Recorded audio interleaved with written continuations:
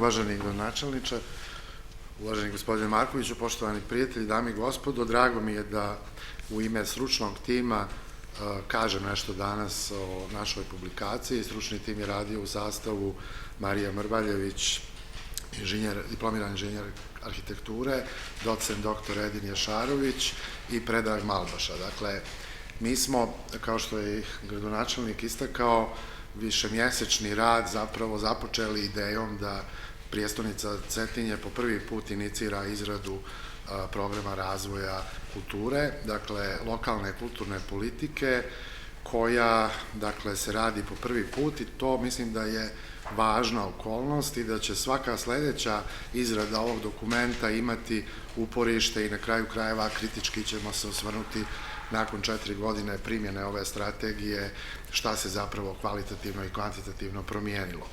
Ja zaista neću govoriti o tome koliki je značaj prijestolnice Cetinje za kulturu, kako na lokalnom, tako na nacionalnom, ali i na širem planu, regionalnom i evropskom. Dakle, prosto samo formiranje i razvoj Cetinja kroz vjekove je neodvojivo od kulture.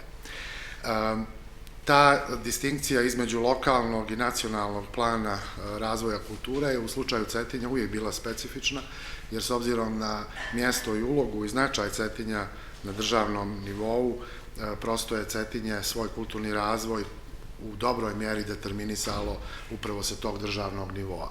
Kada su ti procesi bili pozitivni, kada su bili negativni, dakle, mi smo ovdje napravili pregled kulturnih politika maltene od istorijskog trajanja Cetinja. Naravno, mi ne možemo u vjekovima iza nas govoriti o savremenoj kulturnoj politici koja je svoje utemeljenje kao javna politika dobila polovinom 20. vijeka, ali funkcija lokalnih, odnosno gradskih kulturnih politika ima primat, ja bih čak rekao, u odnosu na državne i nacionalne, zato što su gradovi nosioci primarne kulture.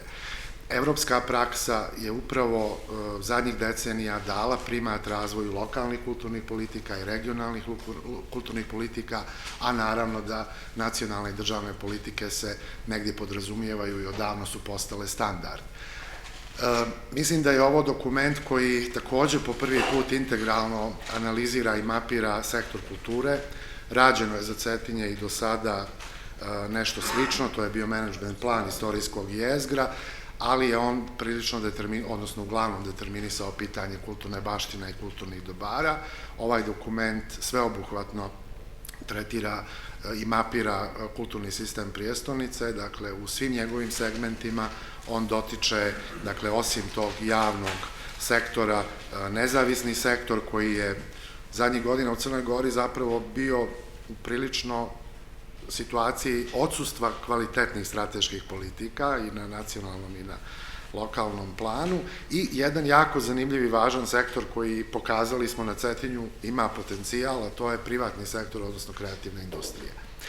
Naravno, kompletan sistem Cetinja koji počiva na dominaciji nacionalnih ustanova, sistema umjetničkog obrazovanja, je zaista nešto što Cetinje čini izuzetnim gradom kulture, dakle i po kreativnoj klasi koja živi, radi i stvara.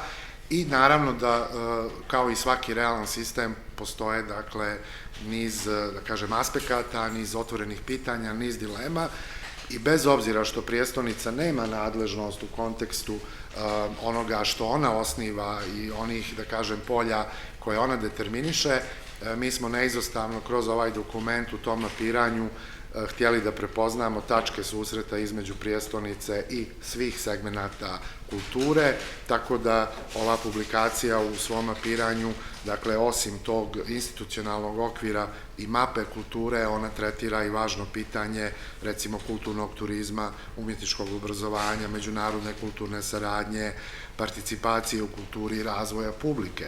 Dakle, onih elemenata koji se tiču i lokalne zajednice, građana i građanki Cetinja i posebno ću apostrofirati i mlade. Dakle, mi smo prosto kroz ovo mapiranje pokušali da ne samo utvrdimo stanje, nego da prepoznamo određene probleme i trendove i da nezavisno od završnog segmenta dokumenta gdje smo inicirali ključne pravce razvoja, a drago mi je da je gospodin Marković rekao da se već desila promjena, samo je naveli ste dva instituta koja su dovoljno važna i koja svjedoče koliko je zapravo važna lokalna kulturna politika, bez obzira na prisustvo, odsustvo, kvalitet ili probleme sa nacionalnog nivoa.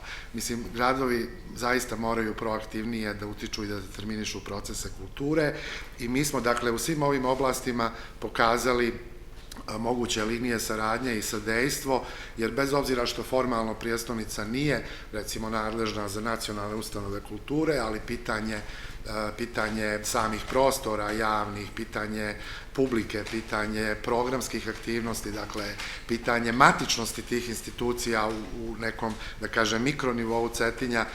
Meni je uvijek teško da kažem mikronivo za Cetinje, jer nekako, ali znate na što mislim? Mislim prosto na taj lokalni nivo. Eto, ukratko je to, da kažem, suština, da kažem, ovog dokumenta i dobro je da se ona publikovala i zaista sve pohvale prijestolnici da je odlučila da štampa i publikuje našu analizu.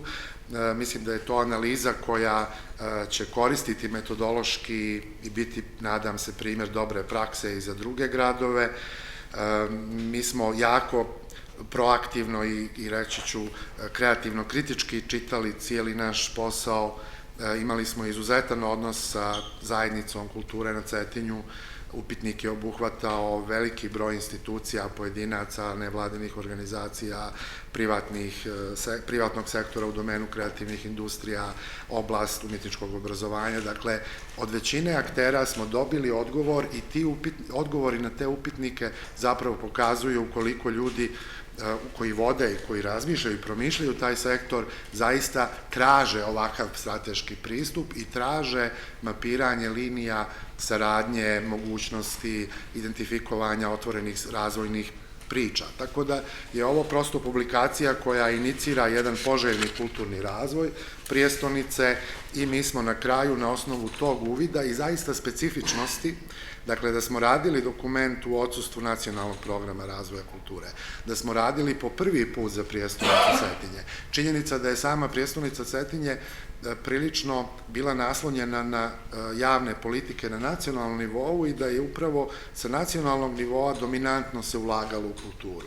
Mi smo prosto ovim dokumentom htjeli da pokažemo da ta paradigma treba da se promijeni i da sama prijestolnica treba više da ulaže u kulturu i nije zapravo pitanje kulturnog razvoja količina novca, nego je pitanje kvaliteta te distribucije i prepoznavanja onih poželjnih trendova i ljudi koji onda postaju plijen kulturne politike. Dakle, dobri umjetnici, dobri producenti, dobri projekti, oni zaista jesu, da kažemo, postaju plijen u najpozitivnijem smislu te riječi i kao što možemo reći koliko je prostor ateljeja 22, je tako, ako se ne varam, promijenio i redefinisao dva napuštena prostora i postao prostor jedne kreativne umjetničke transformacije i jednog nevjerovatnog angažmana i umjetnika i građana i participativnosti u našem javnom prostoru. Cetinje zaista ima toliku tradiciju, da ne spominjem Cetinsko bijenale i druge projekte, tako da potencijali Cetinja su izuzetni i evo ja ću na samom kraju da kažem da smo ih mi definisali kroz sledeće tačke. To je institucionalna reforma i finansiranje, dakle to je prva fioka koju treba otvoriti, napuniti, pokrenuti, zatim proaktivna i transparentna kulturna politika na tragu metodologije ovog rada i ja želim da iskoristim priliku, a vidim među vama i dio kulturnog sektora sa kojim smo komunicirali, da se zahvalim na toj proaktivnosti, odnosno mislim da će sve buduće parcijalni segmenti, akcioni planovi godišnji zapravo inicirati potrebu da se zajednica okuplja, da se razmišlja, da se proaktivno djeluje i to je jedna, da kažemo, participativna kulturna politika koju smo mi pokušali da uradimo kroz izradu ovog dokumenta, a negdje smo postavili, determinisali da je važno da to tako ostane. To je takođe kreiranje kulture u dijalogu sa ambijentalnim, kulturnim i istorijskim vrijednostima prijestolnice. U ovoj knjizi postoji važno poglavlje prostorni aspekti sistema kulture, formalni i neformalni prostori u funkciji kulture. Dakle, to je isto jedan segment koji obično nije zastupljen u sličnim publikacijama i sličnim pristupima, ali smo prosto smatrali da u slučaju Cetinja treba da napravimo i tu mapu ona naravno je prostor otvoren da se širi dalje, da se istražuje, da se prosto na njoj dalje radi. Četvrti segment je korišćenje EU fondova i međunarodna kulturna saradnja. To je nešto što do sada nije postojalo u polju kulture kada govorimo na lokalnom nivou, ali sigurno vaše druge inicijative, vaše druge javne politike i sadejstvo s kulturom je nešto što zaista treba da se unaprijedi. Zatim unapređenje i uspostavljanje modela javno-civilnih i javno-privatnih partnerstava, što mislimo takođe da je na primjeru Cetinja jako zanimljivo. Kao što je gospodin Marković rekao da je Cetinja osnivač formalno samo jedne ustanove kulture, to je Gradska biblioteka i čitaonica, ali to ne znači da sektor u cijelosti, počev od pitanja kulturnog turizma, umjetničkog obrazovanja, nezavisnih inicijativa, kreativnih industrija je zapravo jedno otvoreno polje gdje se opet vraćamo na pametno utrošen novac, odnosno programira novac i identifikovanje dobrih projekata i naravno monitoring i evaluacija. Važno je ovaj program pratiti, važno je da nakon 4 godine možemo da uradimo, ja evo sad predlažem novu publikaciju. Hvala.